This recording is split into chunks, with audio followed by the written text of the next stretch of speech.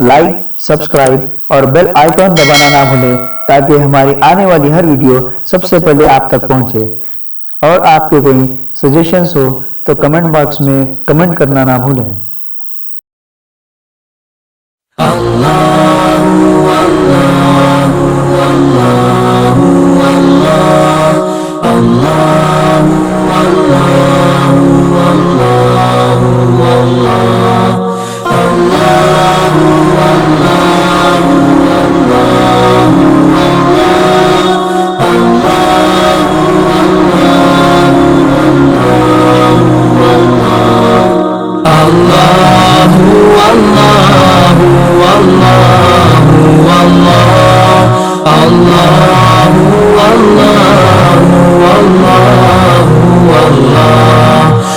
شهر رمضان الذي أنزل فيه القرآن هدى للناس وبينات من الهدى والفرقان فمن شهد منكم الشهر فليصمه ومن كان مريضا أو على سفر فعدة من أيام أخر۔ السلام علیکم ورحمۃ اللہ وبرکاتہ۔ بسم اللہ الرحمن الرحیم۔ آج ہم دو پاروں یعنی 21ویں پارے اور 22ویں پارے کی انتہائی اہم آیات کو تفسیر کا موضوع بنائیں گے۔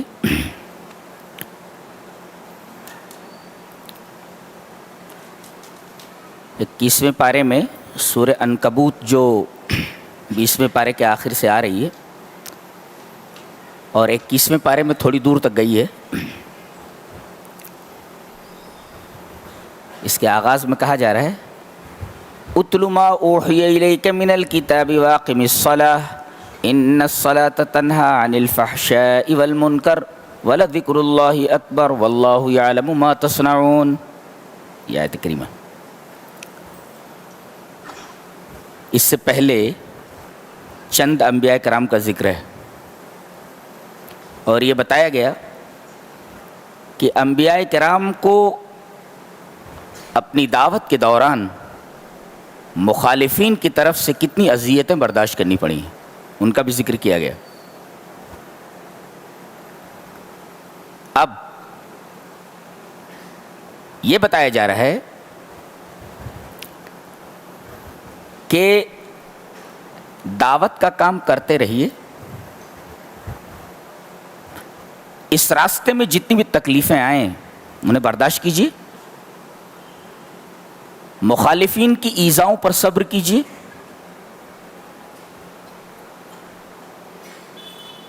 اور ہمت نہ ہاریے، دعوت و تبلیغ کا کام مسلسل کرتے رہیے۔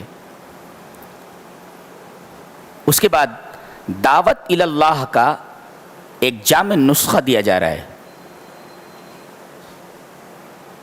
اور یہ نسخہ 3 اجزاء پر مشتمل ہے۔ ایک ہے تلاوت قرآن، اتل ما اوحی الیک من الکتاب، کتاب اللہ کی تلاوت، اور دوسرے واقم الصلاۃ، نماز، اور اس کے بعد ولذکر اللہ اکبر، اللہ تبارک و تعالیٰ کا ذکر۔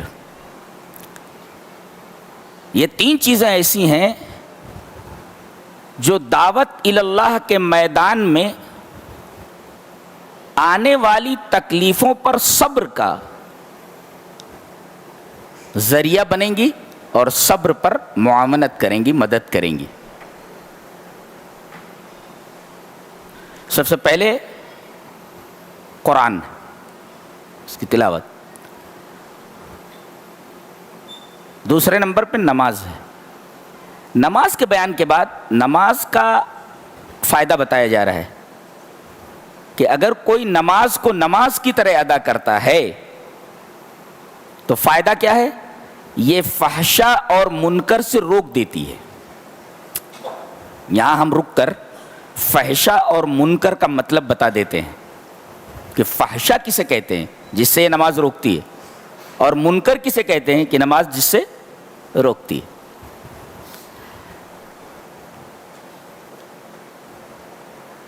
تو جنسی بے اعتدالی کے نتیجے میں آدمی سے جو گناہ سرزد ہوتا ہے اسے فحشہ کہتے ہیں۔ جی، جنسی بے اعتدالی، شہوت کی بے اعتدالی سے، جنسی خواہش کی بے اعتدالی سے، اور اس کے نتیجے میں جو گناہ سرزد ہوتا ہے اسے فحشہ کہتے ہیں۔ جیسے زنا ہے، یہ شہوانی بے اعتدالی کے نتیجے میں ہوتا ہے، اور جو جنسی بے اعتدالی کی وجہ سے کے سبب سے گناہ وجود میں نہ آئے اسے منکر کہتے ہیں۔ اس کا اپوزٹ ہے نا، جنسی بے اعتدالی کے نتیجے میں جو گناہ سرزد وہ فحشہ ہے، اور جنسی بے اعتدالی کے علاوہ کسی اور چیز کے نتیجے میں اگر کوئی گناہ سرزد ہوتا ہے تو وہ منکر ہے۔ منکر کی تعریف بعض مفسرین نے اس طرح کی ہے کہ کل ما تنکر الشرائع والعقول السلیمۃ، منکر ہر وہ گناہ ہے جس کی تمام شریعتیں مذمت کرتی ہوں۔ حضرت آدم سے لے کر نبی کریم صلی اللہ علیہ وسلم تک جتنے انبیاء کرام آئے اور جتنی شریعتیں ان کو دی گئیں، ہر شریعت کہتی ہے یہ چیز اچھی نہیں ہے۔ تو شریعتیں جس چیز کو برا کہیں اور ساتھ ساتھ عقل سلیم بھی جس کو برا کہے تو وہ چیز منکر ہے۔ تو شریعتیں جس گناہ کو، جس کام کو برا کہیں وہ منکر ہے، اور عقل سلیم جس کام کو برا کہے وہ منکر ہے۔ یہ منکر کی تعریف ہو گئی۔ اور فحشہ کی تعریف تو آپ کو معلوم ہوگی کہ جنسی بے اعتدالی کے نتیجے میں جو گناہ سرزد ہو اسے فحشہ کہتے ہیں۔ غور کریں گے تو آپ کو معلوم ہوگا کہ دنیا کے جتنے بھی جرائم ہیں وہ سب سمٹ کر کے انہی دونوں کے درمیان آ گئے، انہی دونوں کے اندر آ گئے، فحشہ۔ کوئی گناہ ہوگا یا تو فحشہ میں داخل ہوگا، اور کوئی گناہ ہوتا ہے تو منکر میں داخل ہوگا۔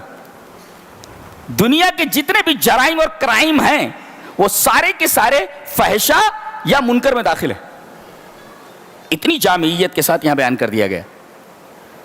اور اگر ان دونوں چیزوں سے بچنا ہے تو آدمی کو چاہیے کہ نماز کو نماز کی طرح ادا کرے۔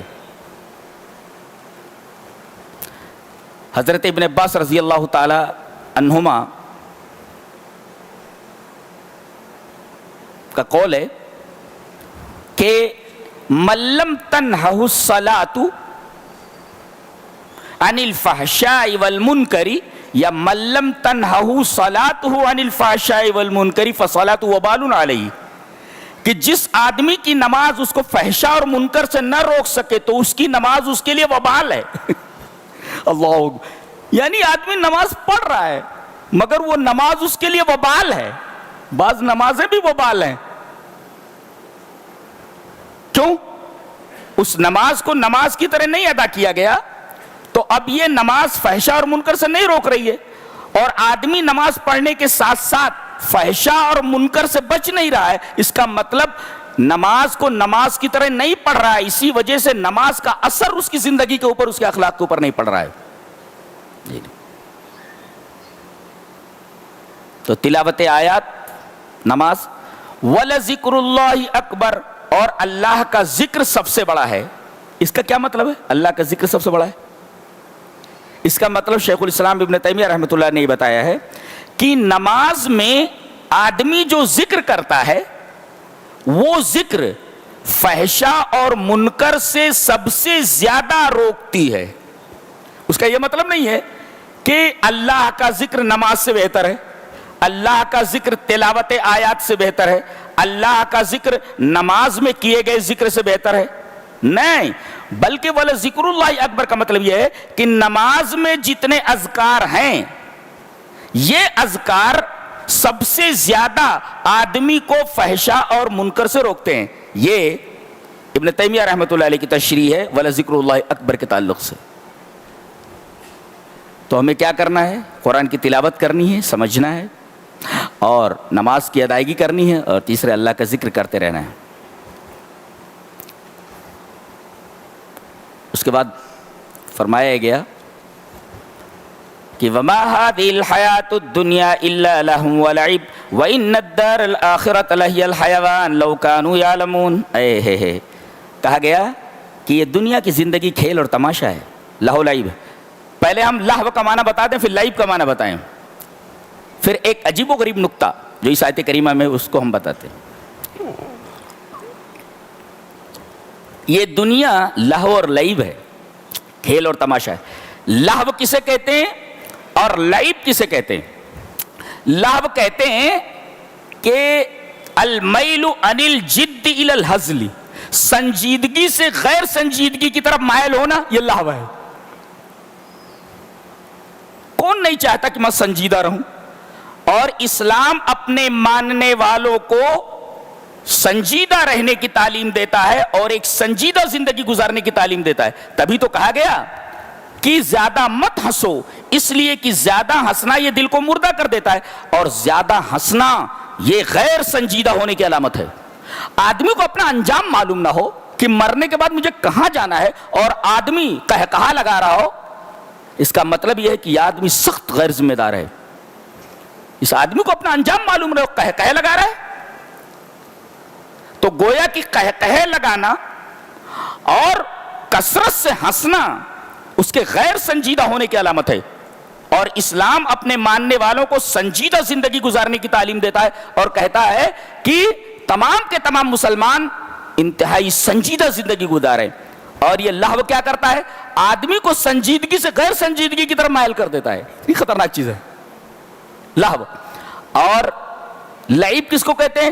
ترکو ما ینفع بما لا ینفع، نفع بخش چیز کو جو چھڑا کر غیر نفع بخش چیز کی طرف ڈھکیل دے، اس کو کہتے ہیں لعب۔ یہ دیکھیے، تو گویا کہ اب آخرت کے مقابلے میں دنیا کو دیکھیے کہ یہ لہو ہے۔ لہو کا مطلب مذاق ہے، المیل عن الجد الی الہزل، یہ سنجیدگی سے مذاق کی طرف مائل ہونا ہے، مائل کرنا ہے۔ اس کا مطلب آخرت کے مقابلے میں دنیا مذاق کے سوا کچھ نہیں، مذاق ہے، دنیا ہے مذاق ہے۔ اور مذاق کیسا ہوتا ہے آپ کو معلوم ہے؟ مذاق کر رہا ہے، یعنی اس کی کوئی اہمیت نہیں ہوتی۔ تو آخرت کے مقابلے میں دنیا کی زندگی مذاق ہے، اور سنجیدگی کے مقابلے میں غیر سنجیدگی ہے، یعنی آخرت سنجیدہ اور دنیا غیر سنجیدہ۔ اور لعب کا مطلب ترک ما ینفع بما لا ینفع، نفع بخش چیز کو چھوڑ کر کے غیر نفع بخش کی چیز حاصل کرنا، اس کی طرف مائل ہونا۔ اس کا مطلب دنیا کی زندگی آخرت کے مقابلے میں غیر نفع بخش ہے، اور آخرت اس کے مقابلے میں نفع بخش ہے۔ اور ظاہر ہے کہ یہ کام بچے ہی کرتے ہیں، نفع بخش چیز کو چھوڑ کر کے غیر نفع بخش کی چیز کی طرف چلے جانا یہ بچوں کا کام ہے۔ اسی وجہ سے آپ نے دیکھا ہوگا کہ بچے ندی کے کنارے بیٹھ کر کے ریت کے گھروندے بناتے رہتے ہیں، اور جب کھیل سے اکتا جاتے ہیں تو اپنے گھروں دے بگاڑ کر کے وہاں سے نکل جاتے ہیں۔ اس کے کہتے ہیں یہ کھیل رہے تھے۔ اب بتائیے اس کھیل کی کوئی حقیقت ہے؟ تو آخرت کے مقابلے میں دنیاوی زندگی لہو و لعب کے سوا کچھ نہیں ہے۔ اگر آخرت سنجیدہ ہے تو دنیا غیر سنجیدہ، آخرت اگر نفع بخش ہے تو دنیا غیر نفع بخش ہے۔ اور بے وقوف ہی ہوگا وہ آدمی جو سنجیدگی کو چھوڑ کر کے مذاق کی طرف مائل ہو، اور نفع بخش چیز کو چھوڑ کر کے غیر نفع بخش کی چیز کی طرف متوجہ ہو۔ اس کے بعد تقابل کیا جا رہا ہے، دیکھو دلیل کیا دی جا رہی ہے، وَمَا هَذِهِ الْحَيَاةُ الدُّنْيَا إِلَّا لَهْوٌ وَلَعِبٌ، دنیا کی زندگی لہو لعب ہے. اچھا وَإِنَّ الدَّارَ الْآخِرَةَ لَهِيَ الْحَيَوَانُ, حیوان نہیں حیوان. یہاں کہا کہ دنیا کے ساتھ حیات لایا گیا ہے اور آخرت کے ساتھ حیوان لایا گیا ہے. یہ دیکھیے دونوں کا معنی زندگی ہے. حیات معنی بھی زندگی اور حیوان کا مطلب بھی زندگی, لیکن دنیا کے ساتھ لفظ حیات لایا گیا ہے اور آخرت کے ساتھ حیوان لایا گیا ہے. دیکھ رہے ہیں آپ, وَمَا هَذِهِ الْحَيَاةُ الدُّنْيَا, دنیا کے ساتھ حیات, وَإِنَّ الدَّارَ الْآخِرَةَ لَهِيَ الْحَيَوَانُ, اور آخرت کے ساتھ حیوان. تو یہ حیات اور حیوان میں کیا فرق ہے؟ تو حیات کہتے ہیں هِيَ الَّتِي بَعْدَهَا مَوْتٌ, ایسی زندگی جس کے بعد موت ہو, اسے حیات کہتے ہیں. اور حیوان کسے کہتے ہیں کہ حیات لا موت فیہا, ایسی زندگی جس کے اندر موت ہی نہ ہو. تو بے وقوف آدمی ہی ہوگا جو ایسی زندگی جس کے بعد موت ہے اس میں مشغول ہو کر کے ایسی زندگی کو بھلا دے جس زندگی کے بعد موت ہی نہیں ہے, جس زندگی میں موت ہی نہیں ہے. زندگی مل گئی تو اب اس کے اندر موت آنے والی نہیں ہے. تو حیات اور حیوان کا تقابل یہ بتاتا ہے کہ دنیا کی زندگی آخرت کی زندگی کے مقابلے میں کھیل اور تماشا ہے, لہو لعب ہے. دنیا کی زندگی ایسی ہے کہ جس کے بعد موت ہے, اور آخرت کی زندگی ایسی ہے کہ اس میں موت ہی نہیں ہے. ایک دفعہ مل گئی تو مل گئی. کون نہیں چاہتا کہ ہمیشہ کی زندگی مجھے مل جائے, مجھے موت نہ آئے اور کبھی بوڑھا نہ ہو آدمی, نوجوان ہمیشہ رہے, وہ نوجوان رہے, اس کی بیوی نوجوان رہے, نعمتیں کبھی ختم نہ ہوں. کون نہیں چاہتا؟ اور یہ جو زندگی ہے یہ 60-65 سال کے بعد ختم ہو جانے والی ہے. 100 بہت کم لوگ کراس کر پا رہے ہیں اب جی. تو یہ 100 سالہ 60-70 سالہ زندگی کے اندر مشغول ہو کر کے ایسی زندگی کو چھوڑ دینا جس میں موت نہیں ہے, یہ وہی آدمی کر سکتا ہے جس کا دماغ خراب ہو, جس کا دماغ خراب ہو.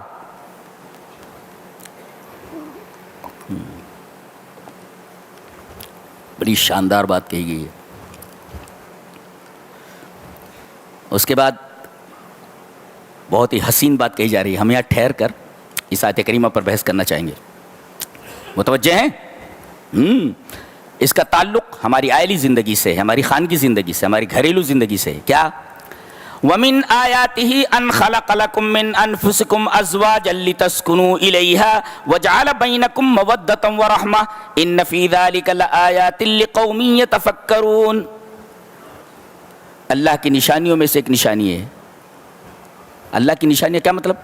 اس کے کمال قدرت کی نشانی, اس کے کمال رحمت کی نشانی, اس کے کمال عظمت کی نشانی. وہ نشانی کیا, وہ سائن کیا ہے؟ کہ تمہیں میں سے, تمہاری جنس سے تمہاری بیویاں بنائیں. یہ دیکھیں, اس لیے کہ اگر آپ انسان ہوتے اور آپ کی بیوی جنیہ ہوتی تو یہ تو جنس بدل گئی نا, تو آپ کو سکون نہیں ملتا. اس لیے کہ آدمی اپنے جنس کی طرف مائل ہوتا ہے اور آدمی اپنے نوع کی طرف مائل ہوتا ہے. تو اگر آپ کی بیوی جنیہ ہو جاتی یا آپ کی بیوی اور کسی جنس کی ہوتی تو آپ کو سکون نہیں ملتا. تو یہ من انفسکم کہا گیا, یہ اللہ کی رحمت ہے کہ اس نے تمہاری بیوی تمہاری ہی جنس سے بنائی. جیسے تم انسان ہو, تمہاری بیوی بھی انسانی ہے. ایک یہ.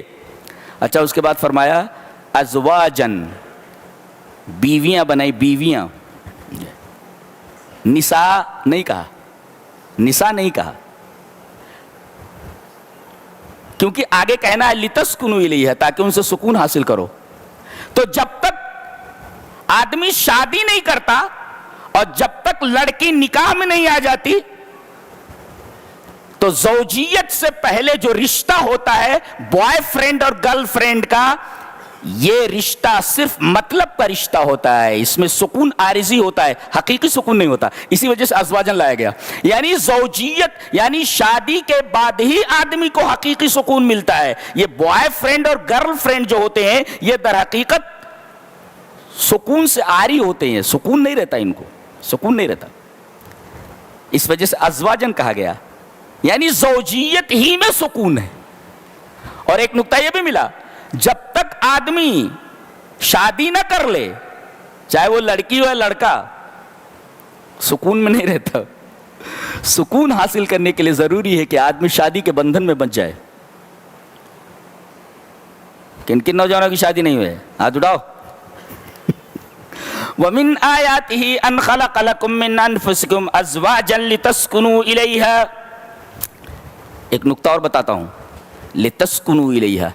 अरबी में जब कहा जाए सकना इला, और एक होता सकना इंदहू और सकना माहू, उसके साथ सुकून, माहा उसके पास सुकून, लेकिन ये नहीं कहा गया उसके पास सुकून। उसके पास सुकून मिलेगा आपको, लेकिन थोड़ी देर के लिए। माहा उसके साथ सुकून मिलेगा, मगर थोड़ी देर के लिए। तो अगर इंदहू कहा जाता उसके पास सुकून है या उसके साथ सुकून है, तो यह सुकून जिस्मानी होता। लेकिन सकना इला के साथ, यानी ये सुकून कल्बी है। तो आपको सुकून जिस्मानी चाहिए या सुकून कल्बी? बताया गया ये बीवी जो आपके लिए सुकून कल्ब मुहैया करती है, और सुकून कल्ब मुहैया तो सुकून जिस्मानी तो वैसे ही मुहैया हो जाती जी। तो या सकना इला कहा गया, यानी असल शादी का जो मकसद है वो दिल का सुकून है। और नुक्ता ये मिला, जिस औरत के अंदर सुकून देने की सिफत ना हो, वो औरत नहीं है, वो ज़ौज ही नहीं है। वो देख, ज़ौज वो है जो सुकून दे। और जिस औरत को शौहर से सुकून ना मिले, वो शौहर कहां है?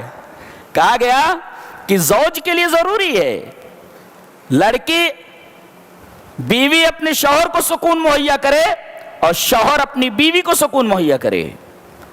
अगर ये सुकून न मिल सके तो फिर बीवी बीवी नहीं और शौहर नहीं। ये बताया गया, वमिन आयातिही अन खलक़ लकुम मिन अनफुसिकुम अज़वाजन लितस्कुनू इलैहा। और इलैहा कह करके बताया गया, इससे सुकून क़ल्बी हासिल होता है। और असल यही है, आदमी बीवी के पास जा करके सुकून जिस्मानी हासिल कर ले, लेकिन उसके बाद भी उसके दिल में बेचैनी हो, तो इस सुकून से क्या हासिल हुआ? इस सुकून का क्या फायदा है? उस सुकून को हासिल करने के बाद भी अगर दिल बेचैन हो, सुकून कल्बी हासिल ना हो, तो जिस्मानी सुकून से कोई फायदा नहीं है। तो असल सुकून कल्बी है, न कि सुकून जिस्मानी। इस वजह से अल्लाह तबारक व तआला ने बताया कि असल सुकून कल्ब है। लिहाजा सकना माहू या सकना इंदहू ने कहा, सकना इला कहा गया, लितस्कुनू इलैहा। अच्छा, ये मर्दों से कहा जा रहा है ताकि तुम सुकून हासिल करो बीवी से। तुम मर्दों से कहा जा रहा है, इसका मतलब है कि इस किस्म के सुकून की सबसे ज्यादा जरूरत शौहर को होती है, औरत को कम होती है जी। इसी वजह से खिताब मर्दों से बावला बावला फिरता रहता है, जब तक शादी होती नहीं, बावला पना फिरता रहता है। लितस्कुनू इलैहा, ताकि तुम सुकून हासिल करो। औरत को भी सुकून मिलता है, लेकिन जितने सुकून की इस बावले को जरूरत है, जब तक शादी नहीं होती बावला फिरता है, पागल बना फिरता रहता है। इस वजह से अल्लाह तबारक व तआला ने बताया कि जितना तुम्हें सुकून की जरूरत है उतना औरत को सुकून की जरूरत नहीं है उतना। लिहाजा खिताब यहां मर्दों से है। ये दोनों की फितरत को वाज़े कर दिया गया, बता दिया गया। समझ में आया? उसके बाद अल्लाह ने फरमाया, वजअल बैनकुम मवद्दतन व रहमा, मैंने तुम्हारे दरमियान मवद्दत और रहमत रख दी है। कितनी अजीब बात है। अल्लाह ये फरमा रहा है कि ये मवद्दत और रहमत ये हमने रखी है। और इसमें भी अजीबोगरीब बात है, वजअल बैनकुम, तुम्हारे दरमियान, यानी ये मसअलतुन तबादुलिया है, यानी औरत की तरफ से भी मवद्दत है, ये मैंने रखी है, और मर्द की तरफ से भी मवद्दत, यानी ये मुतबादिल मसअला है, यानी मवद्दत दोनों तरफ से। बैनकुम कहा गया, लकुम नहीं कहा गया। तो बैनकुम, यानी जितनी मवद्दत औरत में उतनी मवद्दत मर्द में, जितनी रहमत औरत में उतनी रहमत मर्द में, ये दोनों के दरमियान है।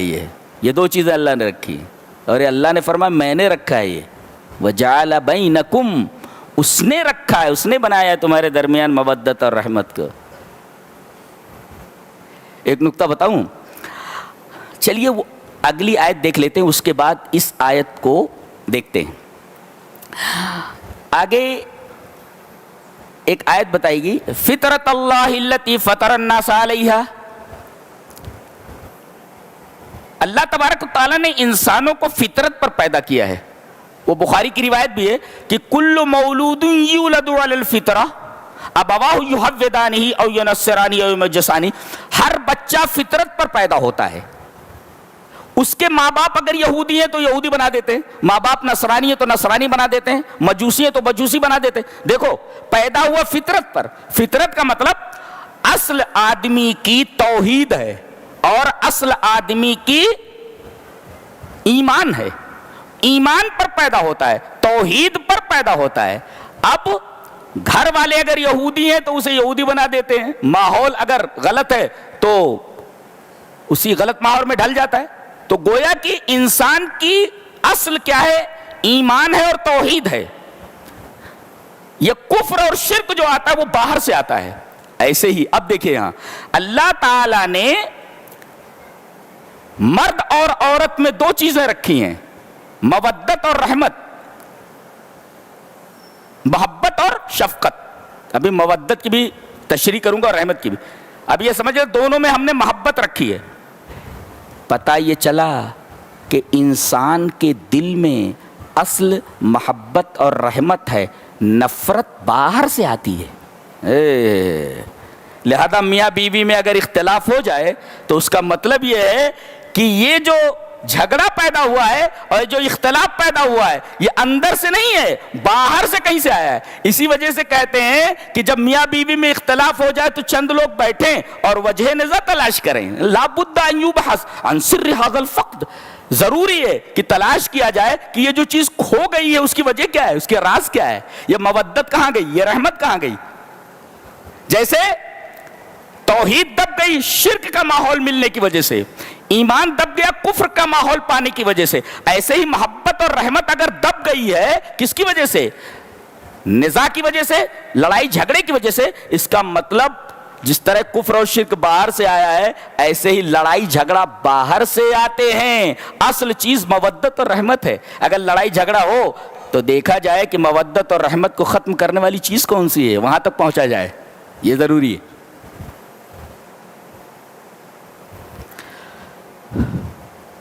मवद्दत किसे कहते हैं और रहमत किसे कहते हैं? मवद्दत में मतलब होता है और रहमत में मतलब नहीं होता। ये दो तरीके की मोहब्बतें होती हैं। मवद्दत ऐसी मोहब्बत को कहते हैं, ऐसे लव को कहते हैं जिसमें मतलब होता है। जैसे नौजवान शौहर को नौजवान बीवी से मोहब्बत होती है, मतलब है नहीं, मतलब तो है ना। अच्छा, इसलिए कि दोनों चांदनी में, चांदनी का मौसम चल रहा है ऐसा। तो बहरहाल ये चांदनी का मौसम गुजर रहा है। ये चांदनी का मौसम जो मैंने कहा है कि अरबी की एक तरकीब है वो मैंने पढ़ा, उसका तर्जुमा कर रहा हूँ। फिर रबीउल कमरी, चांद की बहार में, चांदनी में दोनों। अब जाहिर है कि दोनों चांदनी में हैं तो मतलब तो है ना, इसको मवद्दत कहते हैं। तो जवानी में सेहत और आफियत और शबाब में शौहर को बीवी से और बीवी को शौहर से जो मोहब्बत होती है दैट इज कॉल्ड मवद्दा। और अगर ये मतलब खत्म हो जाए, जैसे दोनों बूढ़े हो गए, अब मतलब नहीं रह गया, शौहर बीमार है, बुढ़िया वहां पास में बैठी रहती है, पढ़ पढ़ करके दुआ फूंकती रहती है, हाल चाल पूछती रहती है, देखो मतलब नहीं रह गया अब, इसलिए कि वो चांदनी खत्म हो गई। तो ये जो मोहब्बत अब इस वक्त है बुढ़ापे में और कमजोरी में, दैट इज कॉल्ड रहमत। यहां मतलब नहीं है, यहां बगैर मतलब के मोहब्बत है और वहां मतलब के साथ मोहब्बत है। तो अल्लाह ताला ने ये दोनों तरीके की मोहब्बतें रख दी हैं। जब तक जवानी रहती है तब तक मोहब्बत रख दी है, और जैसे ही जवानी खत्म होती है उसकी जगह रहमत ले लेती है। और अल्लाह तबारक व तआला ने ये दोनों चीजें अपने बंदों में रखी हैं। कैसी किताब है ये? اب گہرائی میں اترو تب پتہ چلتا ہے نا, خالی ترجمے سے تو کچھ سمجھ میں آتا نہیں, اس لیے کہ یہ صرف ترجمے کرنے سے کچھ سمجھ میں آتا ہوتا نہیں ہے. وَمِنْ آيَاتِهِ أَنْ خَلَقَ لَكُم مِّنْ أَنفُسِكُمْ أَزْوَاجًا لِتَسْكُنُوا إِلَيْهَا وَجَعَلَ بَيْنَكُم مَّوَدَّةً وَرَحْمَةً إِنَّ فِي ذَلِكَ لَآيَاتٍ لِقَوْمٍ يَتَفَكَّرُونَ. جو فکر کرتے ہیں ان کو یہ باتیں سمجھ میں آتی ہیں, بغیر فکر کے سمجھ میں نہیں آتی. لِقَوْمٍ يَتَفَكَّرُونَ. جی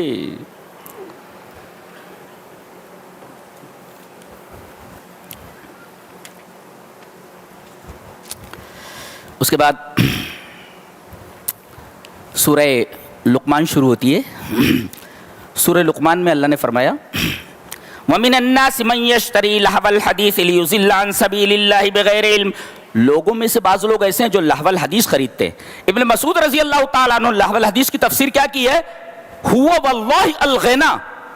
اللہ کی قسم, یہاں قرآن میں لہو الحدیث سے مراد سانگ ہے, گانا ہے. غنا, یہ گانے والے جتنے ہیں, گائک اور سنگر, یہ گا گا کر کے لوگوں کو یہ بتاتے ہیں کہ موسیقی اور میوزک اور گانا یہ روح کی غذا ہے. لیکن قرآن کہتا ہے یہ روح کی غذا نہیں, یہ نفس کی غذا ہے. یہ فرق ہے دونوں میں. تو گویا اگر آدمی قرآن کو ناپسند کرتا ہے اور گانے کو پسند کرتا ہے, اس کا مطلب یہ ہوا کہ آدمی کی روح بیمار ہے اور اس کا نفس بڑا چاق و چوبند ہے.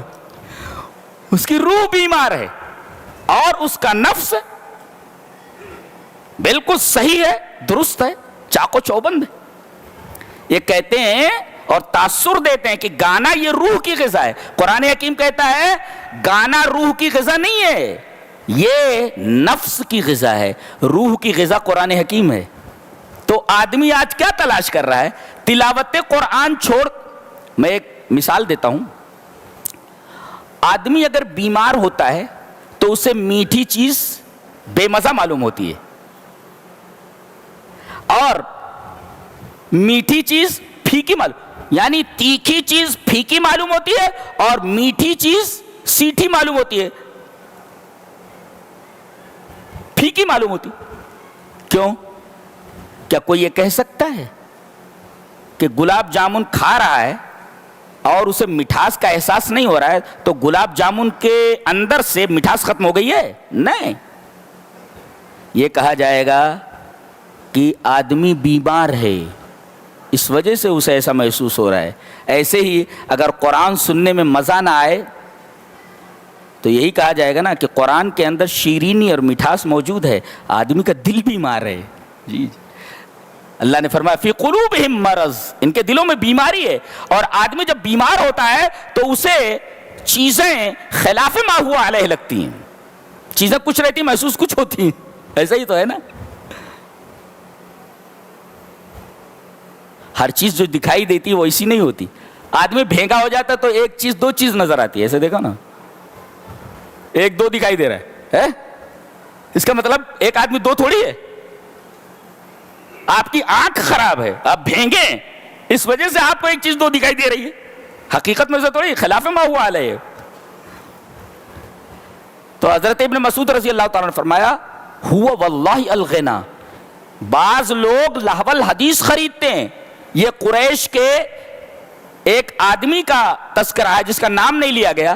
یہ اتنا بڑا دشمن تھا نبی کا کہ جب نبی کریم صلی اللہ علیہ وسلم قرآن کہیں پڑھتے تو نوجوان قرآن کی طرف مائل ہوتے. تو یہ کیا کرتا تھا, ایک مغنیہ خرید کر لایا تھا, سنگر لڑکی تھی, وہ خرید کر لایا تھا, گانا بہت اچھا گاتی تھی. وہ کہتا تھا ارے تم کیا محمد کی پھیکی پھیکی باتیں سن رہے ہو, آؤ یہاں میٹھی باتیں سنو. اور پھر وہ لڑکی گاتی تھی تو یہ خرید کر لایا تھا. تو اللہ تبارک تعالیٰ نے فرمایا لوگوں میں سے ایسے ہیں جو لہو الحدیث خریدتے ہیں. اور ابن مسعود رضی اللہ تعالیٰ نے بالکل لہو الحدیث کی تفسیر بالکل شاندار کی ہے. ہوا واللہ الغنا, اللہ کی قسم وہ گانا ہے. وہ تو اگر آدمی کو گانا پسند آئے اور قرآن حکیم میں مزہ نہ آئے سننے میں تو یہی کہا جائے گا نا کہ آدمی کا دل بیمار ہے.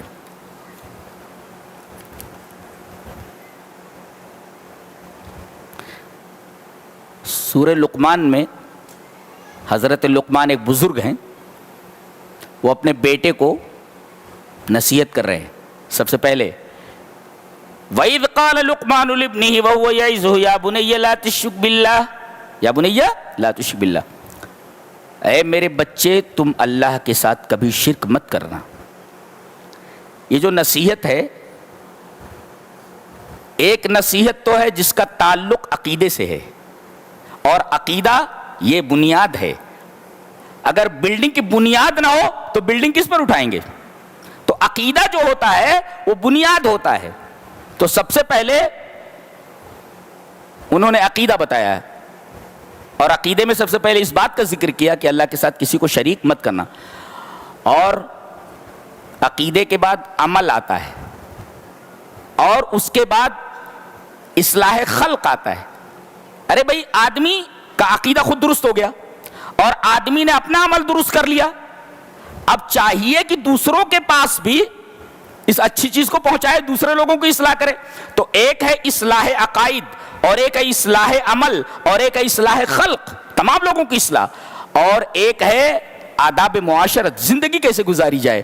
یہ 4 قسم کے نصائح ہیں اور 4 چیزوں سے متعلق ہیں. پہلے عقیدہ, اے میرے بچے اللہ کے ساتھ کسی کو شریک نہ کرنا, ماں باپ کے ساتھ اس نے سلوک کرنا. اس کے بعد اللہ تبارک و تعالیٰ کی قدرت کاملہ اور اس کا علم کامل بیان کیا جا رہا ہے. دیکھو کتنی عجیب بات ہے. دیکھو, یا بنی انہا ان تک مثقال حبۃ من خردل فتکن فی صخرۃ او فی السماوات او فی الارض یأتی بها اللہ ان اللہ لطیف خبیر. پہلے یہ کہا کہ شرک مت کرنا, اب بتا رہے ہیں کہ جس کے ساتھ شرک نہ کرنے کی بات کہہ رہا ہوں, جانتا ہے تو اس کا علم کیسا ہے اور اس کی قدرت کیسی ہے. کہا کہ اگر رائی کے دانے کے برابر کوئی چیز ہو, چٹان میں ہو, یعنی چٹان کا مطلب پتھر ہے, پتھر کے اندر ہو, او فی السماوات آسمان میں ہو, او فی الارض زمین کی تہوں میں ہو, تو یاتی بھی اللہ اس کو حاضر کرے گا لا کر کے. کسی چیز کو حاضر کرنے سے پہلے ضروری ہے کہ اس کا علم ہونا چاہیے نا, وہ چیز ہے کہاں. کہتے وہ چیز لے آؤ, ارے بھائی وہ چیز لانے سے پہلے معلوم ہونا چاہیے وہ چیز رکھی کہاں ہے. اللہ نے فرمایا کہیں بھی چیز ہو, باریک سے باریک چیز ہو, دور دراز وہ ہو, یا اسی طریقے سے ہزاروں پردوں میں ہو, ہم اس کو لا حاضر کریں گے. اس کا مطلب یہ ہے کہ ہم جانتے ہیں وہ چیز کہاں ہے, یہ اللہ کا علم کامل ہے, اور ہم اس کو حاضر کر دیں گے, یہ اللہ کی قدرت کامل ہے. تو اللہ تبارک و تعالیٰ کی قدرت کاملہ اور اس کا علم کامل بیان کیا گیا. ہم اپنے بچوں کو سب کچھ سکھاتے ہیں, مگر یہی چیز نہیں سکھاتے کہ اللہ کیسا ہے. اللہ کی محبت کب آتی ہے آدمی کے دل میں؟ جب آدمی کے دل میں اللہ تبارک و تعالیٰ کا علم کامل اور اس کی قدرت کاملہ بتائی جاتی ہے کہ بیٹے جہاں بھی رہو اللہ تم کو دیکھ رہا ہے, تم اس کے علم کے باہر نہیں ہو, اور اللہ تمہارے ساتھ کچھ بھی کر سکتا ہے. اگر کرو گے, غلط کرو گے تو تمہارے ساتھ غلط فیصلہ ہوگا. اگر اللہ کا علم کامل, اس کی قدرت کاملہ بیان کی جائے, ویسے ہی بچہ سدھر جائے گا. تو یہ تو عقیدہ ہوا. اس کے بعد اب عمل بیان کیا جا رہا ہے. یا بنی اقم الصلاۃ, اے میرے بچے نماز کو قائم کر. عقیدے کے بعد سب سے پہلے نماز, جی اللہ کی توحید کے بعد سب سے پہلے نماز. اس کے بعد یہ نہیں کہا کہ زکوٰۃ دے, اس لیے کہ بچہ نابالغ اگر ہے تو اس کے اوپر زکوٰۃ واجب نہیں ہے. تو یہاں صرف نماز کے بارے میں آپ فرما رہے ہیں, یا بنی اقم الصلاۃ, نماز قائم کر. یہ تو ہوا آدمی کی ذات سے متعلق عقیدہ ہوا, اور آدمی کی ذات سے متعلق عمل ہوا. اور اس کے بعد وَأْمُرْ بِالْمَعْرُوفِ وَانْهَ عَنِ الْمُنْكَرِ, بھلائی کا حکم دے برائی سے روک. یہ اصلاح خلق ہے, دوسروں کی اصلاح کر, بھلائی کا حکم دے برائی سے روک. اور فرمایا کہ اس معاملے میں تکلیفیں آنے والی ہیں, تو وَاصْبِرْ عَلَىٰ مَا أَصَابَكَ, تکلیف آئے تو صبر کر. اس کے بعد آداب معاشرت بیان کیا جا رہا ہے کہ جب تم کسی سے ملو تو گال مت پھلاؤ ایسے. وَلَا تُصَعِّرْ خَدَّكَ لِلنَّاسِ, یہ آداب معاشرت میں 4 چیزیں بتائی گئی. اپنے گال کو مت پھلا, گردن ٹیڑھی مت. اصل میں سعور کہتے, سعور, یہ ولا تصعیر یہ لفظ سعور سے بنا ہے, صاد عین رے. یہ اصل میں اونٹ کی گردن میں ایک بیماری ہو جاتی تھی, ایک گلٹی نکل آتی تھی, جس کی وجہ سے اونٹ کی گردن ایسے ٹیڑھی ہو جاتی تھی، وہ سیدھا نہیں کر پاتا تھا. اسی سے یہ لفظ ہے کہ جب لوگوں سے ملا تو ایسے گردن ٹیڑھی مت کرو، یہ لفظ استعمال کیا ہے. کیا ادب ہے، کیا لٹریچر ہے. دیکھو ولا تصعر خدک للناس، مس گال چیک، ولا تصعر خدک للناس، گال مت پھلا لوگوں سے ملتے وقت. ولا تمشی فی الارض مرحا، زمین میں اکڑ کر نہ چل. 2 واقصد فی مشئک واغضض من صوتک، چال میں میانہ روی اختیار کر. یہ دیکھو بہت اچھی چیز ہے. جب چلو تو ہڑبڑ دوڑ بھاگ کرتے ہوئے مت چلو، اس لیے کہ دوڑ بھاگ یہ وقار کے خلاف ہے. اور اسلام یہ چاہتا ہے کہ میرا ماننے والا وقار کے ساتھ آئے. یہاں تک کہ آپ وضو کر رہے ہیں اور امام نماز پڑھا رہا ہے تو آپ نماز میں شامل ہونے کے لیے جلدی مت کیجیے، پورے سکینت اور وقار کے ساتھ نماز میں آئیے. جو ملے امام کے ساتھ وہ پڑھ لو، بقیہ پوری کر لو. یہاں بھی نماز کے اندر شامل ہونے کے لیے بھی سکینت اور وقار کو نہ چھوڑا جائے. تو نہ تیز دوڑو بلا ضرورت کہ یہ وقار کے خلاف ہے، اور نہ ایک دم دھیرے چلو کہ اس میں تصنع ہے، بناوٹ ہے. السلام علیکم، یہ بناوٹ ہے. یہ دھیرے دھیرے چل رہے. ایک آدمی دھیرے دھیرے چل رہا تھا تو حضرت عمر نے کہا انت مریض، بیمار ہے؟ بولے نہیں. پھر کہا کو دھیرے دھیرے چل رہا ہے؟ بولے ایسے تواضع کے طور پر.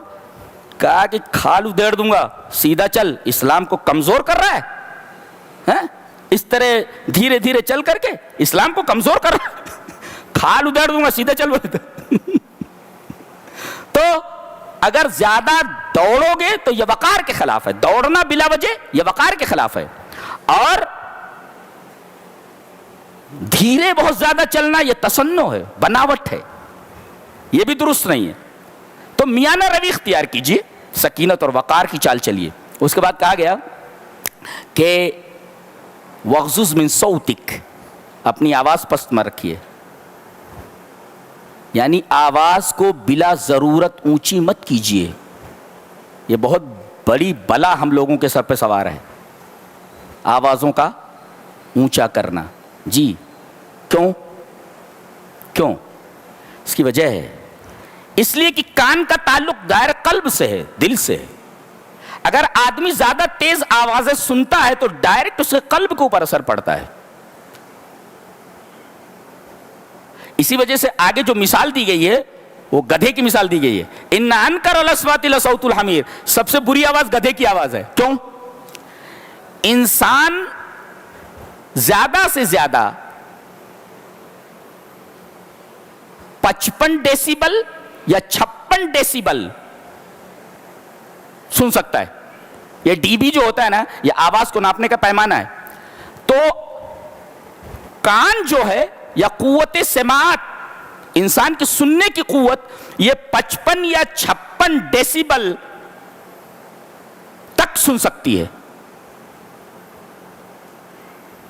اور 80 ڈیسیبل اگر ہو جائے، 80 ڈیسیبل سے اوپر اگر ہو جائے تو یہ سماعت کے لیے نقصان دہ ہے، کان کے لیے نقصان دہ ہے. اور یہ جو فائر لگا رہے ہیں بچے اپنی اپنی گاڑیوں میں، جانتے ہیں یہ تقریباً یہ 160 ڈیسیبل ہوتا ہے. یہ جو فائر کرتے ہیں یہ تقریباً 160 ڈیسیبل ہوتا ہے. اور گدھے کی آواز 100 ڈیسیبل سے زیادہ اوپر کی ہوتی. اب جب آدمی کی قوت سماعت 55 یا 56 ڈیسیبل ہی برداشت کر سکتی ہے اور گدھے کی آواز 100 ڈیسیبل سے زیادہ ہے تو سب سے مکروہ آواز تو اسی کی ہے. اس وجہ سے کہا گیا سب سے بری آواز گدھے کی آواز ہے. آپ یہ کہہ سکتے ہیں کہ بھئی موٹر سائیکل کی آواز تو گدھے کی آواز سے زیادہ ہوتی ہے. موٹر سائیکل کی آواز میں ایک ردم ہوتا ہے، جی وہ قابل قبول ہوتا ہے، لیکن گدھے کی آواز میں کوئی ردم نہیں ہوتا. اور یہ عجیب و غریب مخلوق ہے. جانتے ہیں کیوں اللہ نے اس کی مثال دی ہے؟ سائنس نے بڑی عجیب و غریب تحقیق کی ہے کہ گدھا ایسا ہے کہ جب وہ آواز نکالتا ہے تو اولہ زفیر و آخرہ شہیق. شہیق کا مطلب ہوتا ہے آدمی ہوا کو اپنے پھیپھڑے میں لے جائے، کھینچے، یہ ہے شہیق. اور زفیر کا مطلب ہے کاربن ڈائی آکسائڈ کو اندر سے باہر پھینکے، یہ زفیر ہے۔ تو شہیق کا مطلب ہوتا ہے باہر سے ہوا کو پھیپھڑوں میں کھینچنا، اور زفیر ہے اندر سے ہوا کو باہر پھینکنا۔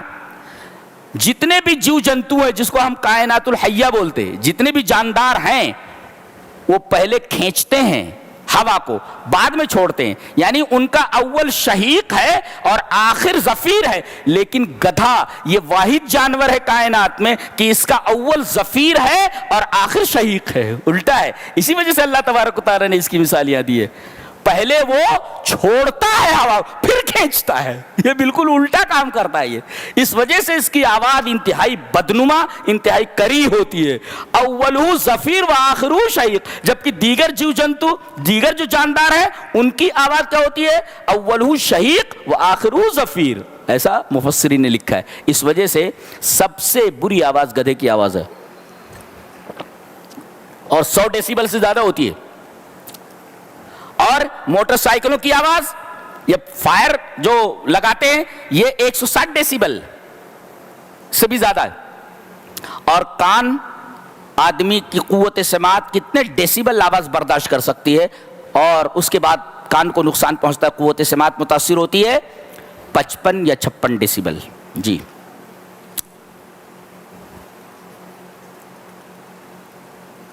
کیا بات ہے۔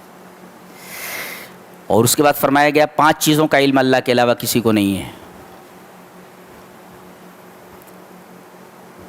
ایک صاحب نے ایک واقعہ لکھا ہے کہ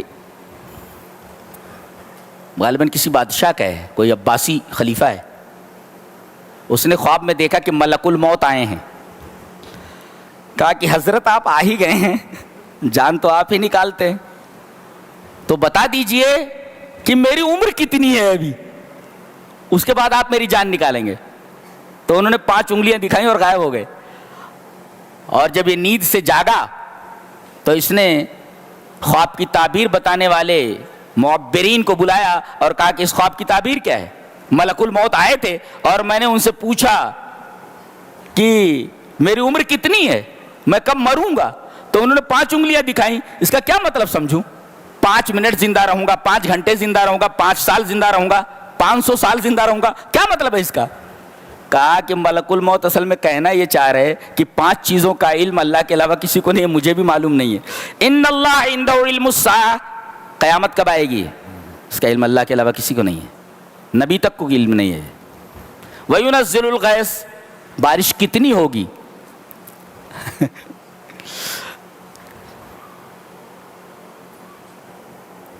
قرآن میں لکھا ہوا ہے کہ ہر چیز اللہ نے پیدا کی ہے۔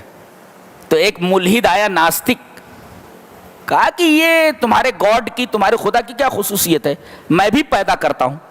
کہا کہ تو بھی پیدا کرتا ہے؟ بولے ہاں میں بھی خالق ہوں۔ بولے ٹھیک ہے۔ بولے گوبر لاؤ اور ایک جار لاؤ۔ جار لائے گا اور گوبر لائے گا، گوبر کو جار میں رکھ دیا گیا اور اوپر سے اس کو ٹائٹ بند کر دیا گیا، اور کہا کہ 5 دن کے بعد یا 1 ہفتے کے بعد اس جار کو میرے پاس لاؤ۔ اب جب جار کو کھولا گیا تو اس میں بے انتہا بے شمار کیڑے بج بج بج بج کر رہے۔ کہا کہ دیکھو میں بھی خالق ہوں نا، دیکھو میں بھی خالق ہوں نا، گوبر تھا اور میں نے کتنے جاندار پیدا کر دیے، میں بھی تو خالق۔ تو اس آدمی نے پوچھا ان تمام کیڑوں کی تعداد کتنی ہے؟ کتنے؟ بولے پتہ نہیں۔ بولے اس میں کتنے مؤنث اور کتنے مذکر ہیں، کتنے مرد ہیں اور کتنی عورتیں ہیں؟ بولے بھی معلوم نہیں۔ کہا کہ ارے بے وقوف، تجھے جب تعداد معلوم نہیں ہے اور جب تجھے یہ معلوم ہے کتنے مذکر ہیں کتنے مؤنث ہیں، تو خالق کیسے ہوا؟ ارے خالق تو وہ ہوتا ہے جس کو معلوم ہو کہ میں نے مخلوق کتنی تعداد میں پیدا کی ہے اور کتنے مذکر ہیں کتنے مؤنث ہیں، بھائی کیسے بولتے؟ تو ان اللہ عنده علم الساعہ، قیامت کا علم اللہ کے علاوہ کسی کو نہیں۔ وَيُنَزِّلُ الْغَيْثَ، بارش کتنی ہوگی، کب ہوگی؟ کبھی کبھی پیشین گوئی کر دی جاتی ہے لیکن بارش نہیں ہوتی۔ کتنی بارش ہوتی ہے صحیح اندازہ نہیں اللہ کے علاوہ کسی کو۔ وَيَعْلَمُ مَا فِي الْأَرْحَامِ، ماں کے پیٹ میں کیا ہے کسی کو معلوم نہیں۔ اب لوگ کہتے ہیں سونوگرافی کے ذریعے معلوم ہو جاتا ہے کہ لڑکی ہے لڑکا ہے۔ ارے بے وقوف، یہ غیب نہیں ہے، طبعی وسیلے کے بغیر کسی چیز کو جاننا یہ غیب ہے. یہاں تو طبعی وسیلہ تو نے لگا دیا, طبعی وسیلہ لگا دیا نا, مشین لگا دیا نا, مشین کے بغیر بتا دے جی. تو طبعی وسیلے کے بغیر کسی چیز کا علم الغیب ہے.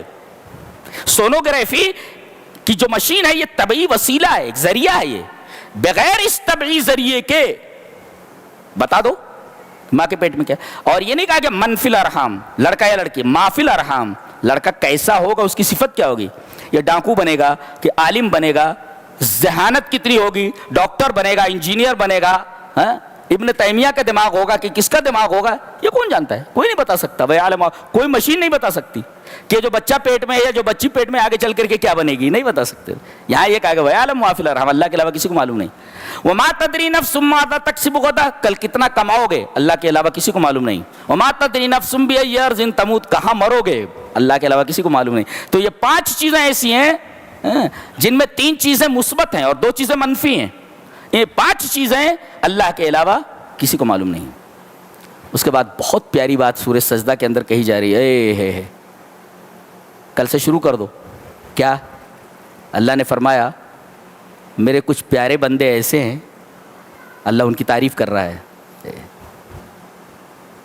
تتجافى جنوبهم عن المضاجع يدعون ربهم خوفا وطمعا ومما رزقناهم ينفقون فلا تعلم نفس ما اخفي لهم من قرة اعين جزاء بما كانوا يعملون.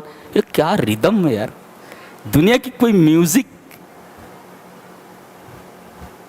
اس کا مقابلہ نہیں کر سکتی. اللہ فرما رہا ہے میرے خاص بندے ہیں, ان کے پہلو بستر سے الگ ہوتے ہیں. گدا لگا ہوا ہے, مسیری لگی ہوئی ہے, مسیری پر گدا بچھا ہوا ہے. آرام, سکون, چین سب کچھ آدمی کو مل سکتا ہے, لیکن مسیری سے اتر جاتا ہے, بستر سے الگ ہو جاتا ہے اور رب کے سامنے اسی کمرے میں گڑ گڑاتا ہے, روتا ہے. تتجافى جنوبهم عن المضاجع, بستروں سے ان کے پہلو الگ ہوتے ہیں. یدعون ربهم خوفا وطمعا, اللہ سے دعا کرتے ہیں وہ ڈرتے ہوئے اور امید کرتے ہوئے. ڈر بھی رہتا ہے اور امید بھی رہتی ہے. وَمِمَّا رَزَقْنَاهُمْ يُنْفِقُونَ, اور ہماری راہ میں خرچ بھی کرتے ہیں. اللہ یہ فرما رہا ہے یہ جو رات میں اپنے بستروں سے الگ ہو جاتے ہیں, 2 باتیں ہیں. ایک تو یہ کہ جب آدمی نیند سے اٹھتا ہے تو سب سے زیادہ تکلیف کس کو ہوتی ہے, آنکھ کو ہوتی ہے. آنکھ کھلتی ہے نا تو سب سے زیادہ تکلیف آنکھ کو ہوتی ہے, اس کے بعد بدن کو ہوتی ہے. اور دوسری چیز, تنہا وہ جو نماز پڑھ رہا ہے نا, اس کے اور اللہ کے علاوہ کسی کو معلوم نہیں ہے. اس کو معلوم, اللہ کو معلوم ہے, چھپی ہوئی عبادت ہے وہ. آپ نمازوں میں آتے ہیں تو سب دیکھتے ہیں نا کہ آپ 5 وقت کی نماز پڑھ رہے ہیں, لیکن وہ نماز تو مخفی ہے, چھپی ہوئی ہے. تو ایک چیز آنکھوں کو تکلیف ہو رہی ہے اور دوسرے چھپی ہوئی عبادت ہے وہ. اللہ فرما رہا ہے ان دونوں کے بدلے فلا تعلم نفس ما اخفی لهم, یہ چھپی ہوئی عبادت ہے تو ہم نے تیرے لیے کیسی کیسی نعمتیں چھپا کر رکھی ہوئی ہیں, دیکھے گا تو آنکھیں ٹھنڈی ہو جائیں گی. تیری آنکھ کو تکلیف ہوئی ہے نا اور تو چھپ کر کے عبادت کر رہا ہے, تو تیرے لیے میں نے چھپا کر رکھا ہوا ہے. ایسی ایسی نعمتیں چھپا کر رکھی ہوئی ہیں جسے آنکھوں نے دیکھا نہیں, کانوں نے سنا نہیں اور دل پر اس کا خیال بھی نہیں گزرا. تو دیکھیے مخفی عبادت ہے تو اللہ کہہ رہا چھپا کر کی ہے عبادت, تو میں نے نعمتیں بھی تیرے لیے خاص چھپا کر رکھی ہوئی ہیں. اور دیکھے گا تو یہاں آنکھ کو تکلیف ہوئی نا تو قرۃ اعین, ما اخفی لهم من قرۃ اعین, آنکھ کو تکلیف ہوئی نا, نعمتیں دیکھے گا تو آنکھ تیری ان نعمتوں کو دیکھ کر کے خوش ہو جائے گی اور آنکھ کو ٹھنڈک ملے گی.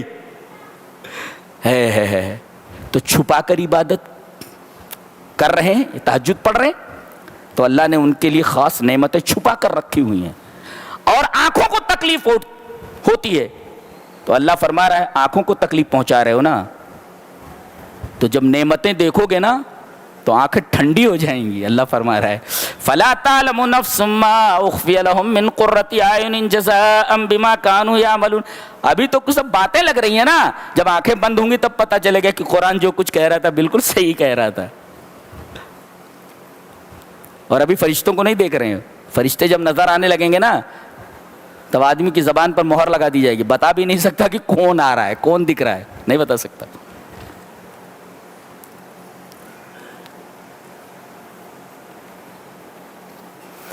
اس کے بعد امہات المومنین سے کہا جا رہا ہے کہ اے نبی کی بیویوں, یعنی خطاب تو ڈائریکٹ نبی کی بیویوں سے ہے, لیکن امت کی تمام عورتیں تبعاً اس حکم میں داخل ہیں, ان کے ساتھ داخل ہیں. کیا؟ ان اتقیتن, سب سے پہلے تمہارے اندر تقوی ہونا چاہیے. یہ تقوی گھروں میں نہیں ہے. اسی وجہ سے لڑکی کہہ دیتی ہے میں ساس کی خدمت نہیں کروں گی, میں سسر کی خدمت نہیں کروں گی, میرے اوپر یہ چیز واجب نہیں ہے. تقوی نہیں ہے. ان اتقیتن, اگر تقوی ہوتا تو دیکھتی کہ میرا باپ اگر بوڑھا ہوتا تو میں اس کے ساتھ کیا کرتی, میری ماں بوڑھی ہوتی تو کیا کرتی میں اس کے ساتھ. کہ اگر تقوی ہے تو تقوی کے ساتھ ایک چیز اور بھی ہونی چاہیے کہ فلا تخضعن بالقول, جب کسی اجنبی سے بات کرنا ہو تو تمہاری آواز کے اندر لچک نہیں ہونی چاہیے, بلکہ درستی اور سختی ہونی چاہیے, لچک نہیں ہونی چاہیے, تاکہ آدمی یہ نہ سمجھ لے کہ یہاں قسمت آزمائی کے مواقع موجود ہیں. فَيَطْمَعَ الَّذِي فِي قَلْبِهِ مَرَضٌ وَقُلْنَ قَوْلًا مَعْرُوفًا. اور زیادہ جھڑک کر کے بھی بات مت کرنا, قول معروف ہونا چاہیے جی, نہیں تو آدمی سمجھے کہاں کس سے بات کر لیا میں نے جی. اور تمہاری اصلی جگہ کہاں ہے؟ وَقَرْنَ فِي بُيُوتِكُنَّ, گھروں میں وقار کے ساتھ رہو. پتہ یہ چلا کہ عورتوں کی عزت اور عورتوں کا وقار اصل میں ان کا گھر ہے, ان کے گھر میں ہے, باہر ان کو وقار ملنے والا نہیں ہے. ارے باہر تم کو مذہب بیزاروں نے نکالا ہوا ہے اور یہ تمہیں وقار نہیں دے رہے, عزت نہیں دے رہے, تمہاری عزت کو نیلام کر رہے ہیں. بتائیے, ایک صابن ہے جس سے نہانا ہے, ایک ادھننگی نیم اریاں کسی لڑکی کی تصویر ہے. ارے بھئی صابن سے اس ادھننگی لڑکی کا کیا تعلق ہے, کیا کرنا ہے؟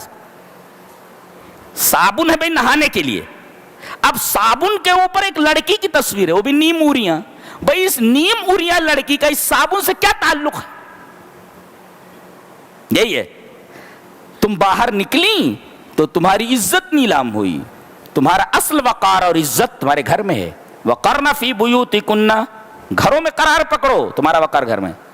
وَلَا تَبَرَّجْنَ تَبَرُّجَ الْجَاهِلِيَّةِ الْأُولَى, باہر نکلنے کی ممانعت نہیں ہے, اپنے شوہر کے ساتھ جا سکتی ہو, گھومنے کے لیے جا سکتی ہو, کہیں ضرورت کی چیزیں خریدنے کے لیے جا سکتی ہو, ممانعت نہیں ہے. لیکن جب نکلو تو جاہلیت اولا کی زینت اختیار کر کے نہ نکلو. یہ جاہلیت اولا کیا ہے؟ مفسرین نے لکھا ہے کہ حضرت عیسیٰ علیہ السلام سے لے کر کے اور نبی کریم صلی اللہ علیہ وسلم کی نبوت تک کا جو وقفہ ہے, جو پیریڈ ہے, جو دورانیہ ہے, دیٹ از کالڈ جاہلیت اولا. تو جاہلیت اولا کی عورتوں کا حال یہ تھا کہ مرد بیٹھے ہوئے ہیں اور مٹک مٹک کر لٹکے جھٹکے دے کر کے ان کے سامنے سے گزر رہی ہیں, اور کپڑے بھی اس طریقے سے پہنے ہوئے ہیں وہ کہ خامخواہ لوگوں کی نگاہیں ان کے بدن کے اوپر چپک کر رہ جائیں. تو اظہار تبرج برج سے بنا ہے. برج دیکھو, محل جب بنائے جاتے تھے, قلعے جب بنائے جاتے تو اس پر برجیاں ہوتی تھی. قلعہ نظر نہیں آتا تھا مگر برجی نظر آتی تھی, تو اسی سے تبرج ہے, یعنی دور سے نظر آ جائے. تو ایسی زینت مت اختیار کرو کہ لوگوں کی نگاہ اس زینت کے اوپر پڑے. تو اظہار زینت, اور کیسی اظہار زینت؟ جیسے جاہلیت اولا کے اندر ہوتی تھی کہ بے محابہ وہ مردوں کے سامنے آ جاتی تھی اور اپنی زینت کو ظاہر کرتی تھی. تو ایسی زینت سے منع کیا گیا ہے. گھر میں رہ کر کے کرنا کیا ہے؟ ضرورت کے بعد باہر نکل سکتی ہیں, ولا تبرجن تبرج الجاہلیت, تو خوشبو لگا کر نہیں جا سکتی. گھر میں اپنے شوہر کے لیے خوشبو لگا لے. لیکن ایک عجیب مصیبت ہے,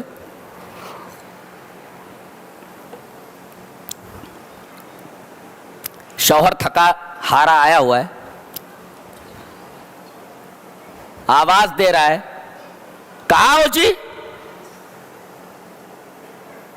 بیوی کیا بولے, کائے کو چلاتے ہیں جی, کائے کو چلاتے ہیں جی. اور اب آئی ہے تو کچن سے آ رہی ہے, بال ادھر لٹک رہے ہیں اور چہرے پر ہوائیاں اڑ رہی ہیں, کہیں کہیں جو ہے کالک لگی ہوئی ہے. کوئی شوہر کہہ سکتا ہے تو کون ہے؟ بولے تو کون ہے بھائی؟ دلہن بن کر کے آئی تھی تو کچھ اور دکھ رہی تھی, تو کون ہے؟ ہوا ہی کون ہے؟ تو شوہر آواز دیتا تو کائے کو چلاتی جی, اور جب سامنے آتی ہے تو بھوتنی نظر آتی ہے. تو عورتوں کا معاملہ یہ گھر میں, اور جب کہیں باہر نکلنا ہو, کہیں دعوت کھینچنی ہو, یا اسی طریقے سے کہیں ٹہلنے جانا ہو, کیا کر رہی ہو جی؟ ارے ٹھہرو جی, گھنٹے بھر سے میک اپ چالو ہے, ابھی تک میک اپ ختم نہیں ہوا اس کا. شوہر کے لیے میک اپ نہیں کرے گی, باہر کس کو دکھانے کے لیے میک اپ کر رہی ہے, آج تک میری سمجھ میں نہیں آیا جی. وَقَرْنَ فِي بُيُوتِكُنَّ وَلَا تَبَرَّجْنَ تَبَرُّجَ الْجَاهِلِيَّةِ الْأُولَى وَأَقِمْنَ الصَّلَاةَ, گھروں میں رہ کر نماز قائم کرو. وَآتِينَ الزَّكَاةَ, اور زکات دو. یعنی عورتوں کو محتاج مت بناؤ, بلکہ ان کو اتنا پیسہ دے دو, زیورات اتنا ہونا چاہیے ان کے پاس کہ ہر سال وہ زیورات کے اوپر زکات نکالیں جی. وَآتِينَ الزَّكَاةَ وَأَطِيعْنَ اللَّهَ وَرَسُولَهُ, اللہ اور اس کے رسول کی اطاعت کرو گھر میں جی. بچوں کی پرورش میں اللہ اور اس کے رسول کے اطاعت کا دھیان رکھو. گھر کیسے چلایا جاتا ہے, اللہ اور اس کے رسول کے قوانین کا دھیان رکھو جی. اور کیا کرنا ہے؟ وَاذْكُرْنَ مَا يُتْلَىٰ فِي بُيُوتِكُنَّ مِنْ آيَاتِ اللَّهِ وَالْحِكْمَةِ, قرآن کی تلاوت کرو گھروں میں. یہ سب کہاں ہے؟ یہ کہاں ہے سب؟ ہمارے گھروں میں. تو جب گھروں میں یہ چیزیں نہیں ہیں جو برکت کے اسباب ہیں, تو ہمارے گھروں میں بے برکتی نہیں آئے گی. اب آدمی کنگال ہو گیا ہے, نلّا ہو گیا ہے, بابا بولے بابا بابا کیا کریں؟ یہ دھونی لے جاؤ. ارے یہ دھونی سے کچھ نہیں ہونے والا ہے, سبب کچھ اور ہے اس کی بے برکتی کا, دھونی سے کچھ ہونے والا نہیں ہے. بابا دھوکہ دے رہا ہے. اور ایک نلے کو ایک نلّا کیا دے سکتا ہے؟ وہ بابا اس لیے بنا, وہ خود نلّا ہے نا. ایک نلے کو ایک نلّا کیا دے سکتا ہے؟ وہ نلّا ہے. وہ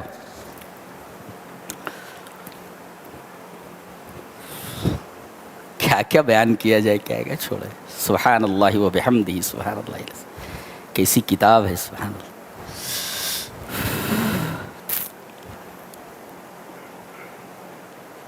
فرمایا گیا ان اللہ وملائکتہ یصلون علی النبی یا ایھا الذین آمنوا صلوا علیہ وسلموا تسلیما. اے ایمان والو, اللہ نبی کے اوپر درود بھیجتا ہے, ملائکہ درود بھیجتے ہیں. تو اے ایمان والو, تم بھی اپنے رسول پر, اپنے نبی پر درود و سلام بھیجو. تو کثرت سے درود پڑھو, خاص طور سے جمعہ کے دن کثرت سے درود بھیجو. اور ایک نکتہ بتاؤں, قرآن میں ہر جگہ یا ایھا الذین آمنوا آیت کے شروع میں ہے.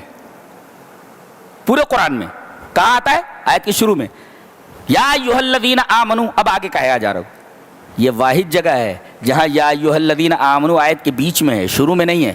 ان اللہ وملائکتہ یصلون علی النبی یا ایھا الذین آمنوا, یا ایھا الذین بیچ میں ہے. پورے قرآن میں یا ایھا الذین آمنوا آیت کے شروع میں آتا ہے. یہ واحد جگہ ہے, ایک جگہ, جس سے پتہ چلتا ہے کہ ایمان والوں کو خاص طور سے متوجہ کیا جا رہا ہے. یا کہہ کر کے سنو, کیا میرے نبی پر برابر درود بھیجتے رہو. ملائکہ تو درود بھیجتے رہے, میں جو ہے رحمت بھیج رہا ہوں اور رحمت کی دعا کر رہے ہیں, تو تم بھی درود بھیجنے میں نبی کریم صلی اللہ علیہ وسلم پر قطعاً تکاسلی مت کرو, قطعاً کاہلی مت کرو. اس کے بعد پردے کی آیت ہے, بہت غور سے سنو. اے نبی قل لازواجک یا ایھا النبی قل لازواجک وبناتک ونساء المؤمنین یدنین علیہن من جلابیبہن. اے نبی, آپ اپنی بیویوں سے, بیٹیوں سے, ونساء المؤمنین, اور تمام مومنوں کی عورتوں سے کہہ دیجئے, قیامت تک آنے والے تمام مومنوں کی عورتوں سے کہا جا رہا ہے کہ یدنین علیہن من جلابیبہن, کہ جب وہ باہر نکلیں تو اپنے جلباب کو اپنے اوپر ڈال لیں. اس ٹکڑے کی تفسیر ابن عباس نے کی ہے, وہ میں پیش کر دیتا ہوں.